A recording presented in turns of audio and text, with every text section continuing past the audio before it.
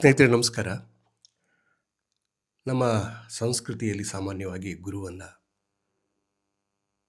ದೈವಕ್ಕೆ ಹೋಲಿಸಿ ನಂಬಿ ಬಂದಿದ್ದಾರೆ ನಮ್ಮ ಹಿರಿಯರೆಲ್ಲರೂ ಕೂಡ.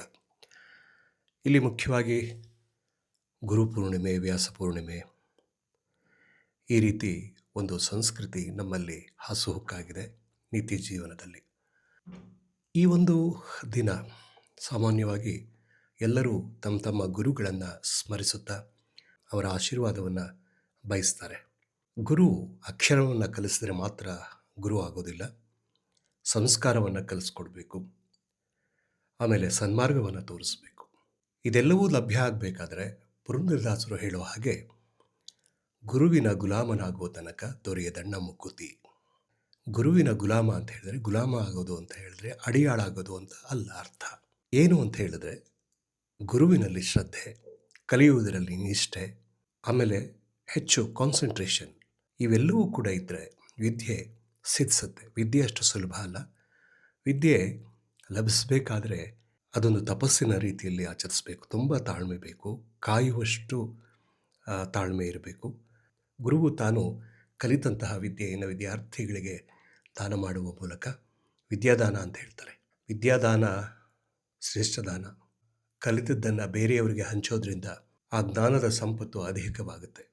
ಇದೊಂದೇ ಖರ್ಚು ಮಾಡಿದಷ್ಟು ಹೆಚ್ಚು ಹೆಚ್ಚು ನಮ್ಮಲ್ಲಿ ಶೇಖರವಾಗುವಂಥದ್ದು. ಜ್ಞಾನದ ಬಲದಿಂದ ಅಜ್ಞಾನದ ಕೇಡು ನೋಡಯ್ಯ ಬಸವಣ್ಣವರು ಹೇಳ್ತಾರೆ.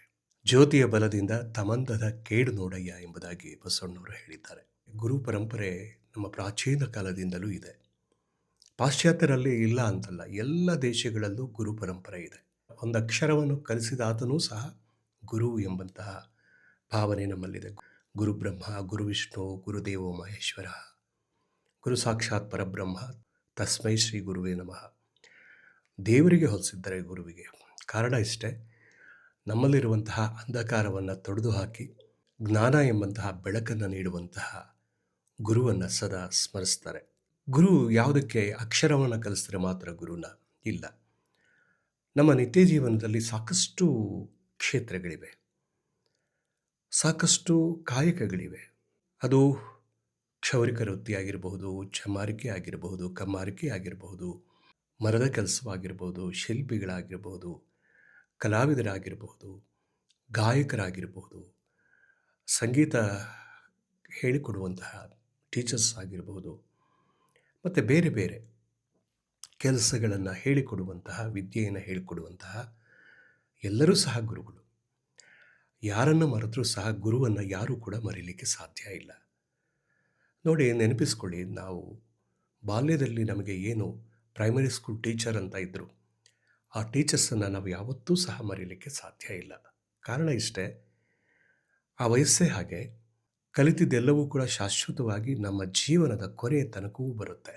ಈ ಕಾರಣದಿಂದ ಶಾಲಾ ಶಿಕ್ಷಕರನ್ನು, ಪ್ರಾಥಮಿಕ ಶಾಲಾ ಶಿಕ್ಷಕರನ್ನು, ಅದರಲ್ಲೂ ನಾವು ಮೊದಲು ಶಿಕ್ಷಕರು ಎಂಬುದಾಗಿ ಕಂಡಂತಹ ಮಹನೀಯರನ್ನು ನಾವು ಯಾವತ್ತೂ ಕೂಡ ಮರೀಲಿಕ್ಕೆ ಸಾಧ್ಯ ಇಲ್ಲ. ಹಾಗಾಗಿ ವಿದ್ಯೆ ಕಲಿತ್ರೆ ಮಾತ್ರ ಸಾಲದು, ಅದಕ್ಕೆ ವಿನಯ ಬಹಳ ಮುಖ್ಯ ಆಗುತ್ತೆ, ಮತ್ತು ಸಂಸ್ಕಾರ ಬಹಳ ಮುಖ್ಯ. ಬರೀ ವಿದ್ಯಾವಂತನಾದರೆ ಸಾಲದು, ವಿಚಾರವಂತನಾಗಬೇಕು, ವಿವೇಕವುಳ್ಳವನಾಗಬೇಕು, ಸಂಸ್ಕಾರವಂತನಾಗಬೇಕು. ಹಾಗಾದರೆ ಮಾತ್ರ ಅದು ವಿದ್ಯೆಗೆ ಅರ್ಥ ಬರುತ್ತೆ. ಹಾಗಾಗಿ ಪುರಂದರದಾಸರು ಹೇಳೋದು, ಗುರುವಿನ ಗುಲಾಮನಾಗುವ ತನಕ ದೊರೆಯದಣ್ಣ ಮುಕುತಿ. ನಿಜವಾಗಿಯೂ ಹೌದು. ನಾವು ನಮ್ಮ ಗುರುಗಳನ್ನು ಸದಾ ನೆನೆಸ್ತೇವೆ. ಎಲ್ಲ ಕಾಲಕ್ಕೂ ನಮ್ಮ ಗುರುಗಳು ನಮಗೆ ಶಾಶ್ವತವಾಗಿ ದಾರಿ ತೋರಿಸುವವರಾಗಿರ್ತಾರೆ. ದಾರಿ ಕಂಡುಕೊಂಡು ನಾವು ಬದುಕನ್ನು ಕಟ್ಕೊಳ್ತೇವೆ. ನಮ್ಮ ಬದುಕನ್ನು ಕಟ್ಕೊಳ್ಳಿಕ್ಕೆ ಸಹಾಯ ಮಾಡಿದಂತಹ, ದಾರಿ ತೋರಿದಂತಹ ಮಹನೀಯರನ್ನು ನಾವು ಜೀವನದಲ್ಲಿ ಯಾವತ್ತೂ ಸಹ ಮರೆಯೋದಿಲ್ಲ. ಹಾಗಾಗಿ ಗುರುವೇ ದೈವ ಎಂಬುದಾಗಿ ನಂಬಿದಂತಹ ಸಂಸ್ಕೃತಿ ನಮ್ಮದು. ಈ ಒಂದು ಪರಂಪರೆ ಈ ದೇಶದಲ್ಲಿ ಮಾತ್ರವಲ್ಲ, ಎಲ್ಲ ದೇಶಗಳಲ್ಲೂ ಸಹ ಗುರುವನ್ನು ವಂದಿಸುವಂತಹ ಪರಂಪರೆ ಇದ್ದೇ ಇದೆ. ಶಿಶುನಾಳ ಶರೀಫರದು ಒಂದು ಪದ ನನಗೆ ಇವತ್ತಿಗೆ ನೆನಪಿಗೆ ಬರುತ್ತೆ. ಯಾಕೆ ಅಂತ ಹೇಳಿದ್ರೆ, ಅಂತಹ ಗುರು, ಅಂತಹ ಶಿಷ್ಯ, ಗೋವಿಂದ ಭಟ್ಟನಂತಹ ಗುರು, ಶಿಶುನಾಳ ಶರೀಫನಂತಹ ಶಿಷ್ಯ ಕಳಕೊಂಡದ್ದ ಹುಡುಕಿದರೆ ಇನ್ನೆಲ್ಲೈತಿ, ಅದು ಗುರು ಗೋವಿಂದನ ಪಾದದ ಒಳಗೈತಿ ಅಂತ ಶಿಶುನಾಳ ಶರೀಫರು ಹೇಳ್ತಾರೆ. ಹಾಗಾಗಿ ಈ ದೇಶದಲ್ಲಿ ಒಂದು ಪರಂಪರೆ ಬೆಳೆದು ಬಂದಿದೆ. ಗುರುವನ್ನು ಪೂಜನೀಯ ಸ್ಥಾನದಲ್ಲಿ ಇರಿಸಿ ಗೌರವಿಸುವಂತಹ ಒಂದು ಪರಂಪರೆ ಇದೆ. ಹಾಗಾಗಿ ಎಲ್ಲರಿಗೂ ಕೂಡ ಗುರುಗಳು ಮಾರ್ಗದರ್ಶಕರಾಗಿರ್ತಾರೆ. ಒಳ್ಳೆಯ ಗುರುಗಳು ಒಳ್ಳೆಯ ಮಾರ್ಗದರ್ಶನವನ್ನು ಮಾಡಿರ್ತಾರೆ.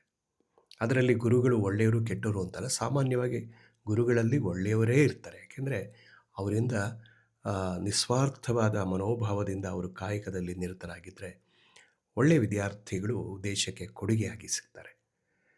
ಭವಿಷ್ಯವನ್ನು ರೂಪಿಸುವಂಥವರು ಗುರುಗಳು. ನಾವು ಜೀವನದಲ್ಲಿ ಮೊದಲ ಬಾರಿಗೆ ಯಾರಿಗಾದರೂ ಸರ್ ಅಂತ ಕರೆದಿದ್ದರೆ ಅದು ನಮ್ಮ ಗುರುಗಳಿಗೆ ಮಾತ್ರ, ಅದು ಪ್ರಾಥಮಿಕ ಶಾಲಾ ಶಿಕ್ಷಕರಿಗೆ ಮಾತ್ರ. ಧನ್ಯವಾದಗಳು.